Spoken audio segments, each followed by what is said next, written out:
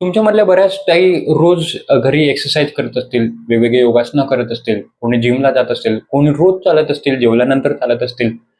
तरीही प्रश्न एक सगळ्यांच्या डोक्यात असतो, की एवढं सगळं करून देखील माझं वजन कमी का नाही होत? तर आज ह्या प्रश्नाचं उत्तर आपण अगदी सोप्या भाषेत समजून घेणार आहोत. तर गंमत अशी होते, की there is something called as basal metabolism rate. याच्याबद्दल मी मागच्या व्हिडिओमध्ये पण एकदम डिटेलमध्ये बोललो होतो.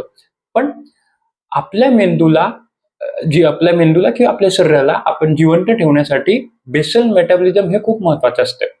योगासनं, आसन, प्राणायाम जे काही असतो, चालणं, फिरणं, जिम वगैरे हे आपल्याला जिवंत ठेवायला मदत नाही करत. हे फक्त आपण जे आयुष्य जगणार आहे ते कदाचित 2-5 वर्ष वाढवायला किंवा जे आयुष्य जगणार आहे ते निरोगी ठेवायला मदत करते.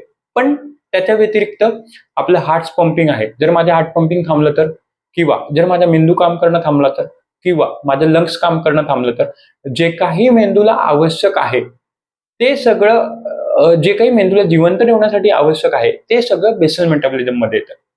आणि त्यामुळेच मेंदूसाठी एक्सरसाइज वगैरे हे फार कमी महत्वाचे आहे. मेंदूसाठी बेसल मेटाबॉलिझम जिवंत ठेवणं खूप महत्वाचं आहे. तर त्याच्यासाठी गंमत अशी असते, की बाय डिफॉल्ट त्याच्यासाठी मेंदूने किंवा आपल्या शरीरासाठी याचं एक एनर्जीचं याचं एक गणित असतं. तर 90% एनर्जी ही आपल्या बेसल मेटाबॉलिझमसाठी बाय डिफॉल्ट रिझर्व्ड असते. आणि उरलेली 10% ही फक्त आपण जे काही एक्सरसाइज करा, घरातले कामं करा, जे काही घरातले झाडू पोछा असेल, ऑफिसचे कामं असेल, जिम असेल, चालणं, फिरणं, एक्स वाय झेड, ते फक्त 10% त्याच्यासाठी एनर्जी राखीव असते. आणि मग आपण या 10% आपण आपलं वजन कमी करायला प्रयत्न करतो.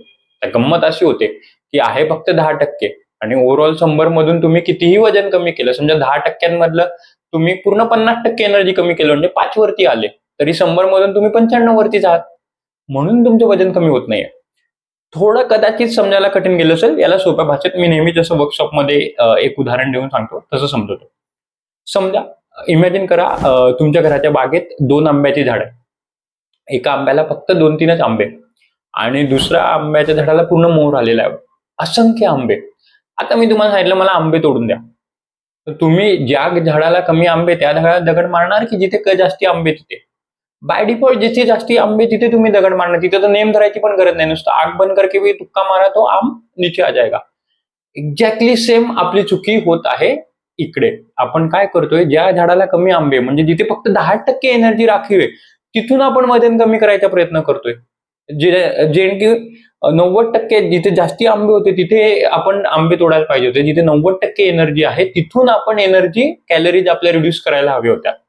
त्याच्यामुळे वजन हे एक्सरसाइज, जिम वगैरे करून याच्याने नक्कीच बोन स्ट्रॉंग होतील, मसल स्ट्रेंथ होतं, मसल चांगल्या होतील, स्ट्रॉंग होतील, आपलं ओव्हरऑल आयुष्य चांगलं राहील. पण कॅलरीज कमी होतील का? नाही. कॅलरीज कमी होण्यासाठी बेसल मेटाबॉलिझम आपलं इफिशियंट असणं खूप महत्वाचं आहे. आणि ते विशिष्ट योगाभ्यासाने, आसन, प्राणायाम, आपले चयापचय, आपलं हार्ट पंपिंग, लंग्स ते इम्प्रूव्ह असणं खूप खूप महत्वाचं आहे. तेव्हाच आपलं वजन कमी होईल. आणि फक्त एक्सरसाइज, जिमिंग, सायकलिंग, जे काही वॉकिंग वगैरे असतं त्याच्याने वजन कमी होणार नाही. शेअर करा हा व्हिडिओ तुमच्या मित्रमैत्रिणींना, तुमच्या नातेवाईकांना जे सतत वेगवेगळ्या प्रकारचे एक्सरसाइज, वेगवेगळ्या प्रकारचे डान्स, झुंबा, जिमिंग करून वजन कमी करायचा प्रयत्न करतात आणि म्हणून ते फेल होत आहेत. तर त्यांना ह्या प्रश्नाचं उत्तर द्या, की का ते फेल होत आहेत. धन्यवाद.